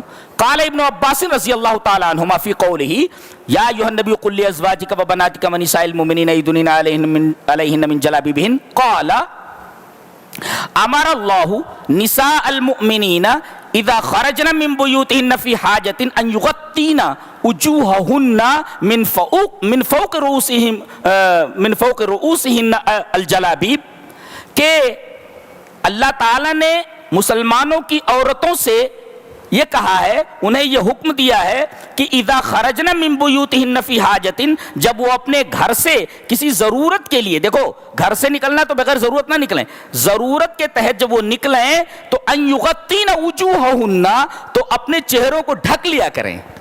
جی چہرے کو ڈھکنا چاہیے, چہرہ ڈھک لیں. کیسے؟ من فوق رؤوسہن, اپنے سر کے اوپر سے جلباب کو ڈال کر کے. جلباب کسے بولتے ہیں؟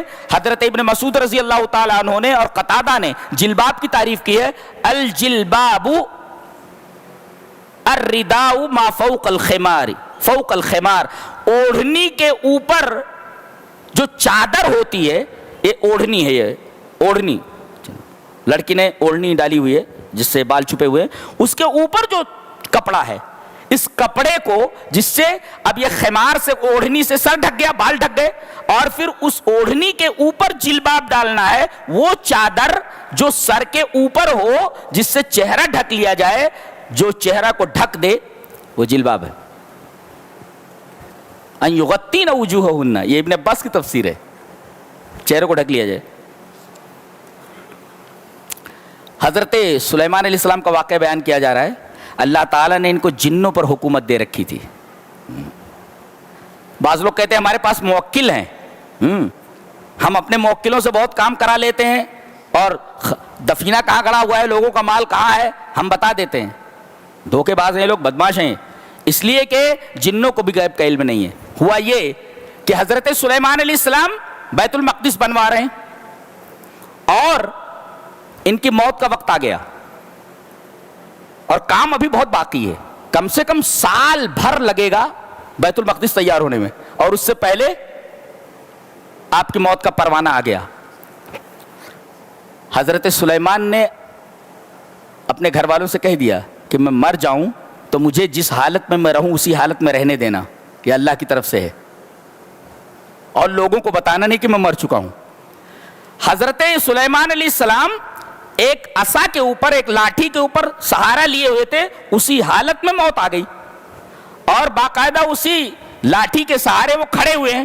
لوگ یہ سمجھ رہے ہیں, اور جنات یہ سمجھ رہے ہیں کہ یہ زندہ ہیں, اور سال بھر تک جنات کام کرتے رہے.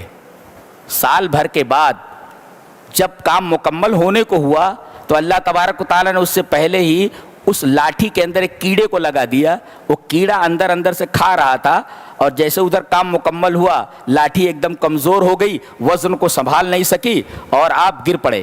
فلما خر تبینت الجن ان لو كانوا يعلمون الغیب ما لبثوا فی العذاب المہین, جب وہ گرے تبینت الجن, تب جنوں کو معلوم ہوا. وہ کہنے لگے اللہ کانوا یعلمون الغیب, اگر ہمیں غیب کا علم ہوتا تو ما لبثوا فی العذاب المہین, تو اس رسوا کن عذاب میں نہیں ہوتے, چھوڑ کر بھاگ گئے ہوتے. سال بھر سے یہ آدمی یہاں مرا پڑا ہے, اگر ہم کو معلوم ہوتا کہ یہ مر چکا ہے تو ہم لوگ بیت المقدس کا کام جو کافی تکلیف دہ تھا, ہم لوگ چھوڑ کر کے بھاگ گئے ہوتے.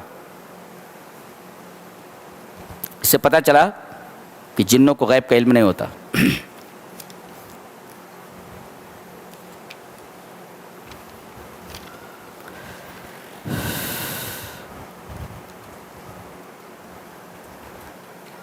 ایک بڑی شاندار بات کہی جا رہی ہے, اور اللہ کی ہر بات شاندار ہے. الیہ یصعد الکلم الطیب والعمل الصالح یرفع,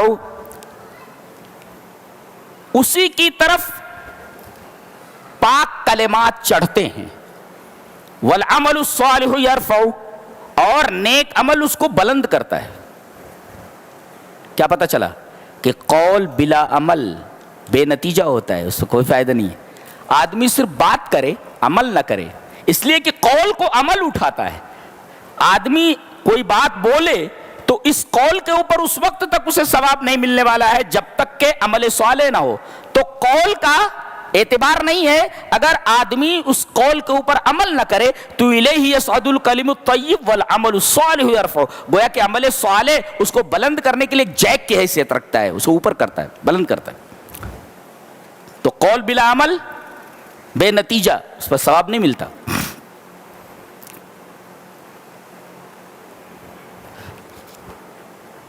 ایک حیرت انگیز بات کہ اللہ کے علاوہ تم جن کو پکار رہے ہو یہ قطمیر کے بھی مالک نہیں ہیں. قطمیر کہتے ہیں ایک تو ہوتا کھجور، کھجور کے اندر ایک گٹھلی ہوتی ہے.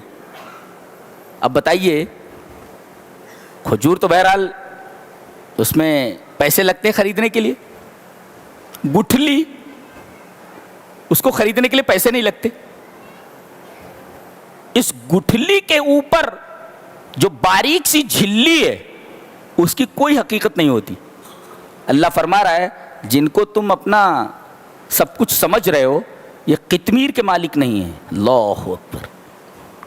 کھجور نہیں، کھجور کی گٹھلی نہیں، کھجور کی گٹھلی کے اوپر جو سفید سا ایک باریک پردہ ہوتا ہے اس کے بھی مالک نہیں ہے. تم ٹوٹل نلے ہیں. والذین تدعون من دونہ ما یملکون من قطمیر. تہی دست ہیں. ایک تہی دست کو کیا دیتا ہے؟ ان تدعوہم لا یسمعوا دعاکم. اگر تم ان کو پکارو تمہاری دعا نہیں سن سکتے، دعا تو میں سنتا ہوں. اللہ ولو سمعوا، چلو مان لو بفرض محال اگر سن لیں تو مستجابوا لکم، تو جواب نہیں دے سکتے. تو پکارنے کا فائدہ، اولا تم پکارتے ہو تو یہ تمہاری پکار نہیں سن سکتے، اور اگر سن بھی لے تو تمہاری پکار کا جواب نہیں دے سکتے. تو پکارنے کا معاملہ تو بے فائدہ ہوا نا، پکارنا بے فائدہ ہے. اور اللہ فرما رہا ہے وَيَوْمَ الْقِيَامَةِ يَكْفُرُونَ بِشِرْكِكُمْ، گویا کہ اللہ کے علاوہ غیر اللہ کو پکارنا شرک ہے. اور کل قیامت کے دن جن کو یہ پکار رہے ہیں یہ شرک سے انکار کر دیں گے. ارے ہم کیا جانے، ہم نے ان کو تھوڑی کہا تھا میرے رب کہ میرے ساتھ تیرے ساتھ مجھے شریک کریں. اللہ فرما رہا ہے مجھ جیسا خبر دینے والا اس بات کا کوئی اور نہیں ملے گا تم کو. یہ بتائے دیتا ہوں وَلَا يُنَبِّئُكَ مِثْلُ خَبِيرٍ. اللہ اکبر. بتا دیا ہے، مانو یا نہ مانو. یا ایھا الناس وانتم الفقراء الی اللہ، اے دنیا کے تمام انسانوں تو سب اللہ کے محتاج ہو. نبی بھی محتاج، ولی بھی محتاج، چھوٹا بھی محتاج، بڑا بھی محتاج، عورت بھی محتاج، مرد بھی محتاج. کائنات کا ذرہ ذرہ اس کے احتیاج کے تلے دبا ہوا ہے. اس کی ضرورت ہے، وہ محتاج ہے، احتیاج کے تلے دبا ہوا ہے، محتاج ہے کائنات کے ہر شے. اب اللہ نے فرمایا سب محتاج ہیں. اب اللہ کو چھوڑ کر کے کسی سے مانگا جائے تو اس کا مطلب یہ ہونا ایک محتاج سے مانگ رہا ہے، تو ایک محتاج کو کیا دے سکتا ہے؟ یا ایھا الناس وانتم الفقراء الی اللہ واللہ الغنی الحمید. سب فقیر، اللہ غنی. تو کس سے مانگنا چاہیے، غنی سے کہ فقیر سے؟ جی. اس کے بعد عام طور پر ایک آیت سے لوگ غلط مطلب نکالتے ہیں. آیت یہ ہے انما یخشی اللہ من عبادہ العلماء، اللہ سے علماء ڈرتے ہیں. اور کیا ترجمہ کرتے ہیں اس کا؟ اللہ سے علماء ہی ڈرتے ہیں. اس کا مطلب جو عالم نہیں وہ اللہ سے نہیں ڈرتا. یہ آیت کا مطلب تھوڑی ہے، آیت کا یہ مطلب نہیں ہے. ہاں مطلب یہ ہے العلماء اکمل الناس خشیۃ للہ عز وجل. ایک جاہل کے مقابلے میں عالم اللہ تبارک و تعالی سے خشیت کے معاملے میں کامل ہوتا ہے. جی. ڈرنے کا جو انداز عالم کا ہوتا ہے وہ انداز جاہل کا نہیں ہوتا ہے. تو یہ مطلب ہے. اس کا یہ مطلب نہیں ہے کہ اگر آدمی عالم نہیں ہے تو وہ اللہ سے نہیں ڈرتا. بہت سارے جاہل ایسے ہوتے ہیں، پڑھے لکھے نہیں ہوتے مگر وہ اللہ سے بہت ڈرتے ہیں. تو اس کا مطلب یہ ہے کہ جو عالم نہیں وہ بھی اللہ سے ڈرتے ہیں. لیکن آیت کریمہ کا مطلب یہ ہے کہ العلماء اکمل الناس خشیۃ للہ، کہ اللہ کی خشیت کے باب میں، اللہ سے ڈرنے کے باب میں علماء کامل ہیں. یہ مطلب اس کا یہ مطلب نہیں کہ جو عالم نہیں وہ اللہ سے نہیں ڈرتا. خوشخبری لے کر کے جاؤ، خوشخبری دی جا رہی ہے کہ میری امت کے لوگوں کی 3 قسمیں ہیں.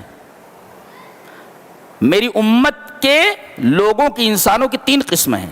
ایک ظالم لنفسہ، ایک مقتصد، اور ایک سابق بالخیرات. تینوں کی تینوں جنتی ہیں. جی ظالم لنفسی کسے کہتے ہیں؟ سن لیجئے. ظالم لنفسی کہتے ہیں کہ واجبات میں کوتاہی کرے. جیسے نماز کبھی پڑھ لیا کبھی نہیں پڑھا, چھوڑ دیتا ہے. روزہ کبھی رکھا نہیں رکھا, زکوٰۃ دیا نہیں دیا. تو فرائض اور واجبات میں کوتاہی کرے ایک, اور کچھ حرام کام بھی کر لے, جیسے زنا ہو گیا, چوری ہو گئی, کچھ اور کام ہو گیا. تو واجبات اور فرائض میں کوتاہی کرے اور کچھ محرمات کا بھی ارتکاب کر لے, کچھ حرام چیزیں بھی اس سے صادر ہو جائیں, تو یہ ہے ظالم لنفسہ, اپنے نفس پر ظلم کرنے والا. دوسرے نمبر پر کون ہے؟ مقتصد, میانہ رو. یہ کون ہے؟ جو فرائض اور واجبات کو ادا کرتا ہے, ٹھیک ہے, اور حرام چیزوں سے بچتا ہے. لیکن کبھی کبھی ایسا ہوتا ہے کہ واجبات کی ادائیگی کے ساتھ نوافل نہیں ادا کرتا. مثلا روزے تو رکھتا ہے مگر 11 مہینے کسی دن روزہ نہیں رکھتا, یعنی نفلی روزے نہیں رکھتے. زکوٰۃ دیتا ہے مگر صدقات نہیں کرتا. نماز پڑھتا ہے مگر کبھی کبھی علی وجہ الاکمل اس کو نہیں پڑھتا. علی وجہ الاکمل کا مطلب کیا ہوا سمجھے؟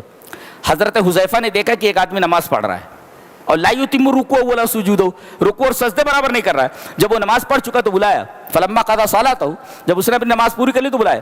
تو حضرت حذیفہ نے کہا کیا کر رہے تھے؟ بولے نماز پڑھ رہا تھا. بولے ما صلیت, تو نے نماز نہیں پڑھی. دیکھو نماز پڑھ رہا ہے وہ, مگر حضرت حذیفہ کرے تو نے نماز نہیں پڑھی. اس کا مطلب ہے کہ نماز تو پڑھ رہا ہے مگر علی الوجہ الاکمل نہیں پڑھ رہا ہے. تو ظالم لنفسی کا مطلب کیا ہوا؟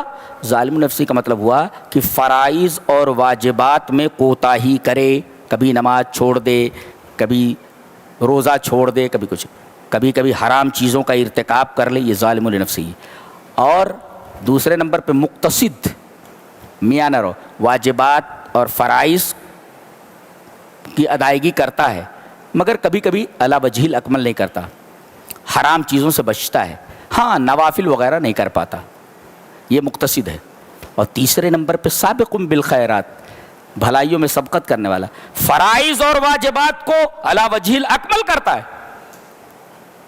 نماز بھی اچھی طریقے سے ادا کرتا ہے اور نفلی نمازیں بھی پڑھتا ہے, نوافل بھی پڑھتا ہے.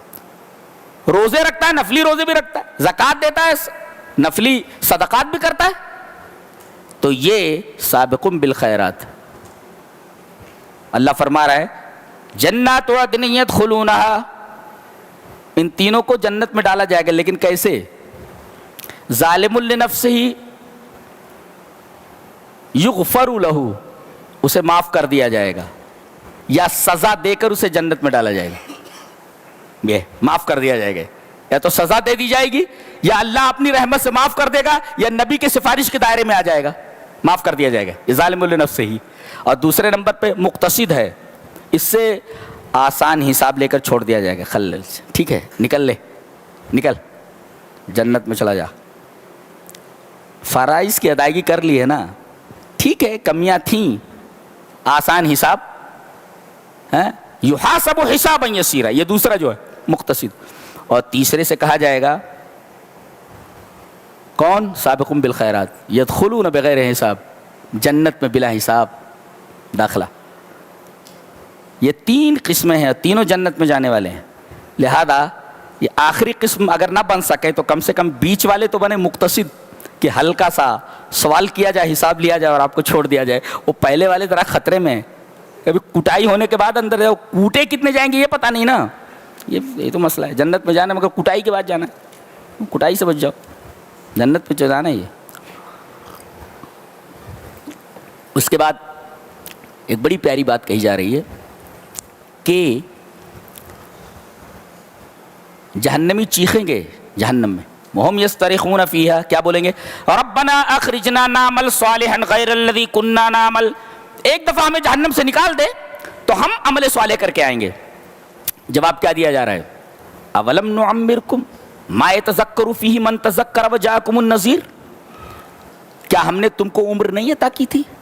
اتنی لمبی عمر عطا کی تھی, اگر تم نصیحت حاصل کرنا چاہتے تو نصیحت حاصل کر سکتے تھے. وقت جاکم النذیر, نذیر بھی آ گیا تھا. نذیر کا 2 مطلب, رسول آیا تھا ڈرانے والا, بتا چکا تھا.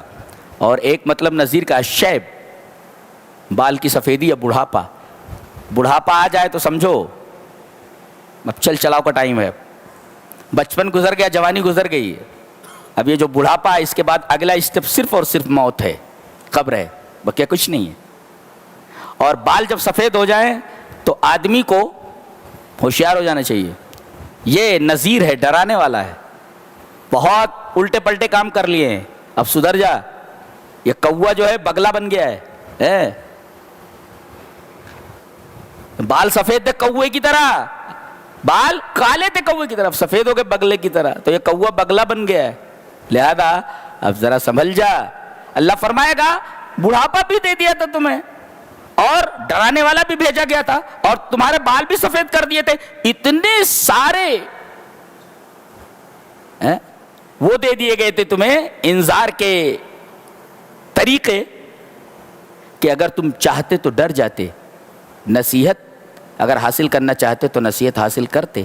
آج عذر یہ قبول نہیں کیا جائے گا. بخاری شریف کی ایک روایت ہے کہ آذر اللہ الی امرئ اخر اجلہ حتی بلغہ 60 سنۃ. اگر آدمی کی عمر اللہ نے 60 سال کی 60 سال تک پہنچا دیا اور سدھرا نہیں, تو پھر اللہ کے پاس عذر نہیں رہ جائے گا. لم یقبل لہ اعتذار, اللہ تبارک و تعالیٰ اس کا کوئی ایکسکیوز قبول نہیں کرے گا. ختم بات. کہ 60 سال کی عمر دی گئی تھی, سدھرنا ہوتا تو سدھر جاتے, تو سدھرے کیوں نہیں؟